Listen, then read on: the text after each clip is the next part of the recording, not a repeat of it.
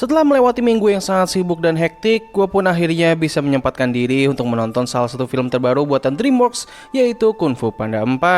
Nah, sebelum film ini rilis, gue sudah sempat membuatkan video pembahasan mengenai film ini yang memiliki potensi bakal senasib dengan film Toy Story 4. Kenapa bisa demikian dan apa yang sebenarnya terjadi kepada Toy Story 4? Well, buat kalian yang belum nonton video gue yang membahas soal film tersebut, singkatnya Toy Story 4 merupakan sebuah film yang gue dan banyak orang anggap sebagai film yang seharusnya tidak perlu dibuat. Alasan kenapa kita mengatakan demikian adalah bukan karena film itu memiliki kualitas yang buruk, melainkan film ini dibuat setelah sebelumnya film Toy Story telah memiliki 3 film yang ditutup dengan sebuah konklusi yang layak dikatakan sempurna. Kemunculan film Toy Story 4 terasa seperti merusak momen indah yang terjadi kepada film ketiganya, walaupun secara keseluruhan film tersebut sebenarnya memiliki kualitas yang bagus. Nah, dikarenakan hal inilah, gue dan beberapa dari kalian pastinya bakal menjadi cukup khawatir ketika DreamWorks mengumumkan bahwa mereka akan membuatkan film keempat dari seri Kung Fu Panda. Kita takut kalau film ini nantinya akan merusak pondasi cerita yang telah dibangun oleh ketiga film sebelumnya. Setelah menonton film ini, gue bisa katakan bahwa ini adalah film yang sangat biasa banget untuk sekelas film yang menyandang nama sebesar ini. Nah, memangnya seberapa burukkah film ini? Well, berikut ini adalah pembahasannya.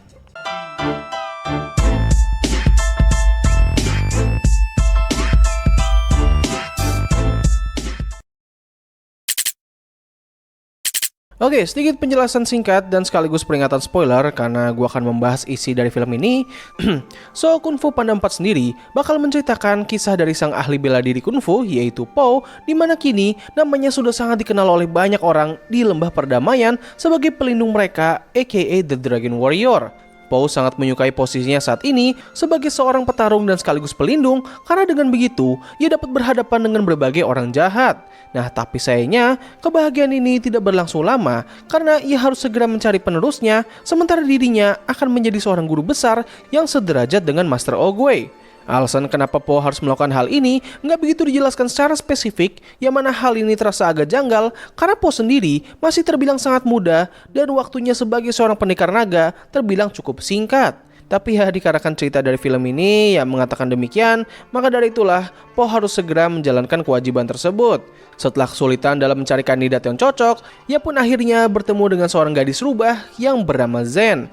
Zen awalnya diceritakan sebagai seorang pencuri yang masuk ke dalam kuil suci di mana ia sempat harus berhadapan dengan Po. Setelah pertarungan tersebut, keduanya pun berdamai dan Zen menawarkan Po untuk mengantarkannya menuju tempat dari sang villain utama di film ini, yaitu The Chameleon, sang penyihir shape-shifting yang berkeinginan untuk bisa mengambil jiwa dari para ahli kungfu di Spirit Realm agar ia bisa menjadi sosok yang luar biasa kuat. Dalam perjalanan menuju tempat sang villain, hubungan Po dan Zen menjadi semakin dekat hingga Po akhirnya mempercayai Zen untuk menjadi penerusnya. Sayangnya Po harus dikhianati oleh Zen karena ternyata Zen telah dipekerjakan oleh The Chameleon untuk mengambil tongkat kebijaksanaan milik Po. Meskipun begitu, Zen sangat menyesali tindakannya dan sebagai gantinya, ia pun membantu Po dalam mengalahkan sang villain ini. Nah, kalau dari segi cerita, gue harus katakan bahwa ini adalah film Kung Fu Panda dengan cerita yang paling lemah. Gue merasa bahwa konflik yang ada di film ini terasa seperti dipaksa untuk diada-adakan. Konflik yang mereka hadirkan itu tidak memiliki urgensi yang begitu berat. Berbeda dengan ketiga film sebelumnya yang dibangun secara berurutan dan teratur, film keempat ini seperti muncul entah dari mana. Satu hal yang gue rasa agak janggal dari film ini adalah mengenai Po yang harus mencari penerusnya, yang padahal ia ini terbilang masih cukup baru dalam menjadi seorang pendekar naga. Walaupun kita tidak begitu dijelaskan berapa lama Po telah menjadi seorang pendekar naga, tapi buat gua, ini semua harusnya bakal lebih masuk akal apabila mereka menggambarkan karakter Po sudah terlihat cukup tua. Nah, tapi di film ini, ya benar-benar hampir kagak ada perubahan sama sekali, bahkan dari film pertamanya. Buat gua, ini terasa sangat mengganjal dan membuat gua agak terheran-heran di sepanjang menonton film ini. Kalau dari segi karakter Po masih sama seperti biasanya, seorang petarung dengan selera humor yang sangat tinggi. Aktor Jack Black masih bisa mempertahankan performanya dengan sangat konsisten dalam memerankan karakter ikonik yang satu ini. Untuk karakter terbaru kita yaitu Zen, gue awalnya agak skeptis sih dengan karakternya, tapi untungnya ekspektasi gue berhasil dipatahkan oleh penggambaran karakternya yang sangatlah entertaining. Gue sangat suka dengan sifat yang dimiliki oleh Zen yang entah kenapa menurut gue itu terasa agak mirip dengan karakter Po dari segi humor, namun ia lebih ke arah yang negatif karena dirinya tumbuh di lingkungan yang keras. Selain itu, chemistry yang dibangun oleh kedua karakter ini juga terbilang cukup bagus. Pembangunannya berjalan dengan sangat rapih dan gak terkesan terburu-buru. Ya meskipun secara penulisan cerita, pembangunan hubungan mereka itu gak begitu spesial-spesial banget dan malah sudah sangat sering digunakan di berbagai cerita fiksi lainnya, tapi ya setidaknya mereka mengeksekusi ini dengan sangat baik. Nah kalau soal karakter villainnya, oh man, gue sangat menyayangkan hal ini. Ini karakter sebenarnya punya potensi yang besar banget loh. Tapi sayangnya bagaimana mereka menggambarkan karakternya itu jauh banget dari villain-villain yang pernah dihadapi oleh Poe. Kita ambil contoh aja. Tai Lung dan juga Lord Shen merupakan dua villain yang gak hanya keren, namun mereka juga memiliki koneksi yang sangat kuat terhadap sang protagonis utama. Untuk General Kai, ia memang tidak begitu memiliki koneksi yang kuat dengan Poe, namun secara penggambaran, karakternya ini bisa dikatakan yang paling keren dari mereka bertiga. Mau itu dari desain, performa suara, dan juga tema musiknya. Nah untuk The Chameleon, well gue harus akui bahwa performa yang diberikan oleh sang voice actor itu terbilang sangatlah bagus. Namun dari segi penggambaran karakternya, dia ini terasa sangat kurang. The Chameleon tidak memiliki koneksi yang sangat kuat terhadap Poe. Dan juga secara desain ataupun tema yang gak sekeren villain-villain yang ada di seri sebelumnya. Kalau dari segi kekuatan, dia ini memang terbilang cukup kuat dan memiliki konsep kekuatan yang cukup unik. Tapi ya udahlah, cuman itu aja sih yang kayaknya menarik dari karakter ini. Selebihnya hampir gak ada sama sekali. Udah gitu, hal yang membuat di karakter menjadi semakin kurang lagi adalah dari background dan juga motifnya yang terasa sangat dangkal. Gak begitu membekas dan terasa gak jauh berbeda dengan villain-villain pendahulunya, hanya saja jauh lebih kurang. Oh iya, satu hal lagi yang menjadi isu terbesar dari karakternya ini adalah ia kurang begitu memberikan rasa intimidasi dan juga hawa yang mengancam, yang mana biasanya hal ini dimiliki oleh villain-villain yang ada di film Kung Fu Panda sebelumnya. Udah gitu, hal yang paling merusak lagi adalah di bagian akhirnya di mana ia ini sudah menjadi kuat banget tapi dikalahkan dengan sangat mudah oleh karakter Zen. Oh man, gue yakin orang-orang pasti bakal kesel banget sih sama momen itu. Nah, kalau soal visual animasinya, buat gue animasinya ini masih terbilang ya lumayan main oke lah gitu. Hampir gak ada perubahan yang signifikan dari film-film pendahulunya, hanya saja di bagian pertarungannya, itu menurut gue terasa jauh lebih epic dan juga sinematik. Ya paling itu aja sih opini singkat gue terhadap film Kung Fu Panda 4. Sebelum menutup video ini, gue ingin memberikan respon terhadap komentar-komentar yang diberikan oleh orang-orang terhadap film ini. Salah satu isu terbesar yang dipermasalahkan oleh banyak orang terhadap film ini adalah dari ketidakhadiran The Furies 5. Yes, kelima temannya Poe itu hampir tidak muncul sama sekali di film ini. Mereka baru muncul di akhir film untuk memberikan pelajaran bela diri kepada Zen. Nah jujur aja, gue pribadi sebenarnya gak begitu mempermasalahkan hal ini.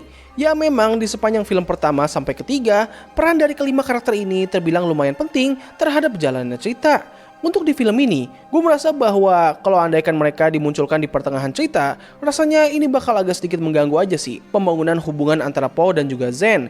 Dikarenakan durasi film ini yang sangat singkat, buat gue ini adalah keputusan yang cukup baik untuk tidak menghadirkan karakter Furies 5. Nah selain itu, ada juga orang-orang yang mempermasalahkan kalau film ini sangatlah komedi. Ya memang kita semua tahu bahwa Kung Fu Panda pada dasarnya adalah film anak-anak yang suka menghadirkan banyak lelucon. Tetapi, apa yang membuat seri ini menjadi sangat fenomenal adalah bagaimana mereka dapat menyeimbangkan momen komedi itu dengan momen seriusnya. Untuk di film keempat, aspek komedinya ini terbilang jauh lebih banyak. Ini jelas merupakan perubahan yang sangat menjomplang dan gue pribadi cukup mempermasalahkan hal ini. Gak hanya komedinya yang banyak banget, namun lelucon yang mereka hadirkan pun juga jarang banget bisa membuat gue tertawa.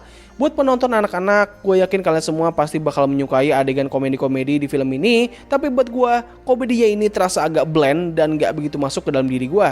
Tapi ya kembali lagi lah, aspek ini terbilang sangatlah subjektif. Nah komentar terakhir yang mau gue singgung adalah dari kembalinya para villain yang pernah dihadapi oleh Poe. Sebelum film ini rilis, banyak orang berharap bahwa mereka bisa menghadirkan momen redemption arc dari karakter Tai Lung. Bahkan ada juga yang berharap bahwa Tai Lung ini bisa menjadi penerus sebenarnya dari Poe. Tapi sayangnya kita hampir tidak mendapatkan itu semua. Ya memang di film ini Tai Lung bisa dibilang gak sejahat di film pertamanya dan ia tidak ditunjukkan mendapatkan momen redemption arc. Tetapi pada akhir cerita kita diperlihatkan dengan dirinya yang memberikan rasa hormat kepada Poe. Jujur aja gue cukup suka sih dengan adegan tersebut, terasa sangat wholesome dan juga emosional. Tetapi dikarenakan tidak adanya momen redemption arc dan secara tiba-tiba Tai Lung langsung mengakui Poe sebagai sosok yang hebat, hal ini pun meninggalkan pertanyaan yang besar. Apakah semua orang yang masuk ke dalam Spirit Realm akan berubah menjadi baik? Karena di film ini gak hanya Tai Lung saja yang menghormati Poe, Lord Shen dan juga Kai juga menghormatinya. Kalau dari Tai Lang dan juga Lord Shen, gue masih oke lah gitu. Mereka bisa menjustifikasi kalau kedua karakter ini bisa menjadi baik setelah masuk ke Spirit Realm. Tapi untuk Kai, like, come on man, dia ini udah pernah masuk gitu ke dunia tersebut dan dirinya masih memiliki sifat yang jahat. Lalu apakah semua villain yang telah dikalahkan oleh Po akan mengakui kehebatannya dan menghilangkan sisi jahatnya? Well, entahlah, momen ini benar-benar meninggalkan pertanyaan yang sangat mengganjal di kepala gue. Hal ini juga lah yang membuat gue berpikir bahwa kehadiran para villain-villain yang pernah dihadapi oleh Po ini adalah sebuah bentuk usaha yang sangat menyedihkan.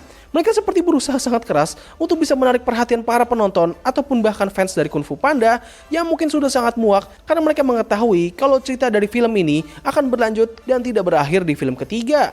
Ya paling itu aja sih yang bisa gue bahas mengenai film ini. Secara keseluruhan, Kung Fu Panda 4 merupakan film yang biasa banget. Film ini seperti kehilangan pesona dan sinar yang dimiliki oleh film-film pendahulunya. Cerita di film ini terasa seperti sebuah awalan yang baru, yang mana ini memang sudah direncanakan oleh DreamWorks untuk membuat sebuah trilogi baru dari serial Kung Fu Panda yang menceritakan Po dan juga Shen. Kalau dibandingkan dengan Toy Story 4, film ini memang gak sebegitu merusak pondasi cerita panjang, namun secara kualitas, film ini bener-bener biasa banget dan mungkin pantas dicap sebagai mediocre. Tapi ya gimana menurut kalian? Apakah ini merupakan film yang bagus atau biasa banget? Tulis pendapat kalian. Jadi terima kasih atas waktu yang telah kalian luangkan untuk menonton video gue. Gue undur diri, sampai ketemu lagi di video selanjutnya. Bye!